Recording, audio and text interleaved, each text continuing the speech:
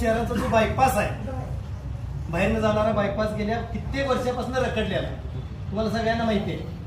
तर तो बायपास का रखडला? त्या बायपासला मंजुरी मिळून त्याचे जवळजवळ 84 का 83 कोटी मंजूर होऊन सुद्धा 1.5-2 वर्ष झाली, पैशाला मंजुरी मिळून सुद्धा. मात्र ते पैसे द्यायचं काम, जमिनी तिथल्या अधिग्रहण करून घ्यायचं आणि त्यांना पैसे द्यायचं जे काम आहे ते मात्र सातत्यानं पेंडिंग पडलं. तर ते का पडलं त्याच्या बाबतीत मी तुम्हाला जी उत्तर आता टाकली, फक्त एकट्या बाबासाहेब कृष्णा पाटील नावावर माझ्या हातात आता 16 उतार आहे त्या बायपासच्या बहुतेची, आणि सगळे तुमच्या व्हॉट्सअपला मी टाकलेले की 16च्या 16 मी सगळ्यांना मार्किंग करून ठेवलेले आहे दोघांनी की सगळ्यावर बाबासाहेब कृष्णा पाटील.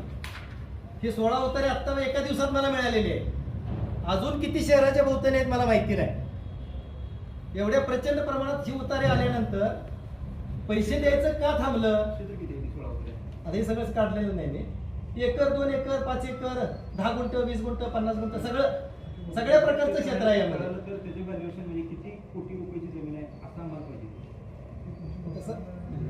आकडे सांगता येणार नाही, पण 10-20 कोटीच्या पुढं, किमान 10-20 कोटीच्या पुढचे उतारे असतील अंदाजे.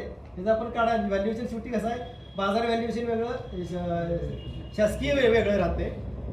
तर ही रस्ता का थांबवला येणे? तर खासदार आणि जो आता नगराध्यक्ष होऊ घातलेला माजी खासदार आणि नगराध्यक्ष होऊ घातलेल्या उमेदवारानं या बायपासचे जास्तीत जास्त जागा खरेदी करायच्या पहिल्यांदा आणि मग बायपास चालू करायचा, हा घाट त्यांनी घातलेला आहे. त्याचा हा पुरावा आहे. म्हणजे जमिनी खरेदी करायच्या कवडीमोल रेटनं, रस्ता नाही अडवायचं, जमिनी खरेदी घ्यायच्या आणि जमिनी खरेदी घेतल्यानंतर हा रस्ता होणार. रस्ता झाला की हेच 10-20 पट किमतीनं या जमिनी विकायच्या आहेत त्यांना. म्हणून मी तुम्हाला परवा दिवशी आपण लँड माफी, आपण तेव्हा माझ्या पुरावे नव्हते पण माझ्या खात्रीशीर माहिती होती, तर तिचे पुरावे आज मी तुम्हाला देतोय. म्हणून हा बायपास इतक्या दिवस रखडला गेलेला आहे. हा मुद्दा. आता त्याच भागामध्ये बायपासच्या तासगावच्या सिद्धेश्वर देवस्थान आहे, त्या देवस्थानच्या जमिनीचे प्लॉट पाडले गेले. यांनी एक करणं त्याच्यावरच्या बऱ्याच प्रक्रिया पुढे गेल्या. आपलं हटकेश्वर देवस्थान आहे, त्या हटकेश्वर देवस्थानाच्या जमिनीत सुद्धा कुणी लुटल्या. आपल्या इथलं पीर देवस्थान मुस्लिम समाजाचं जी हे आहे त्या जागा असतील, अशा अनेक देवस्थानच्या जागा स्वामी म्हणून आपल्या बायपासच्या वरच्या बाजूला 10-10 एकराच्या 20-20 एकराचे प्लॉट आहे स्वामींचे म्हणून. तर या सुद्धा सगळ्या देवस्थानच्या जमिनी आहेत. या सगळ्या जमिनी लुटायचं काम माजी खासदार संजय पाटील आणि त्यांची ही जी टोळी आहे तासगावातली, या टोळीनं चालू केलेलं आहे.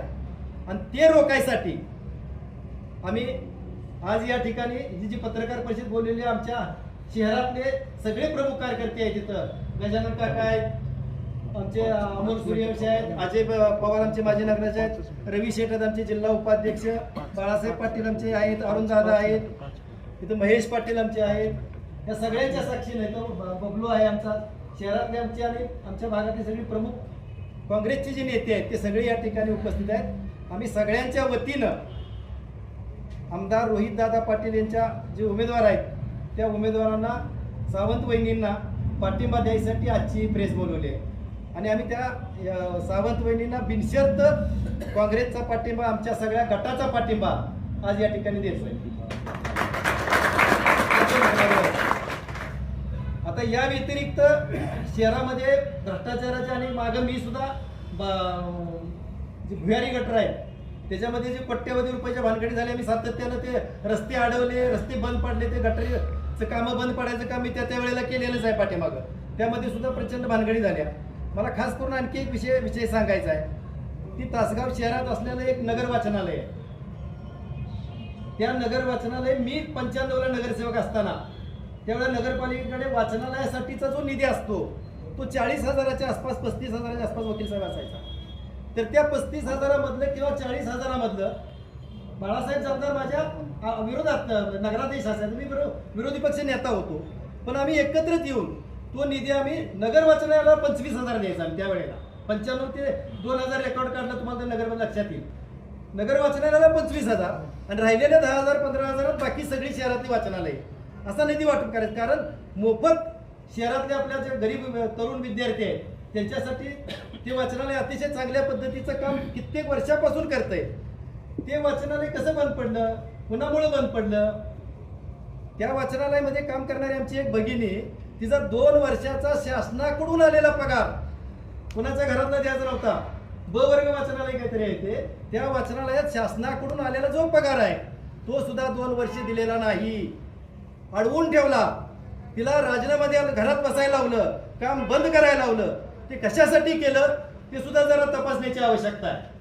कुणाला घ्यायचं होतं, काय भानगडी होत्या, मी आता खालच्या पातळीवर जाऊन माझा स्वभाव नाही बोलायचा, पण का वाचनालय बंद पडले ते तासगावकरांनी जरा माहिती घ्यावी म्हणजे कळेल.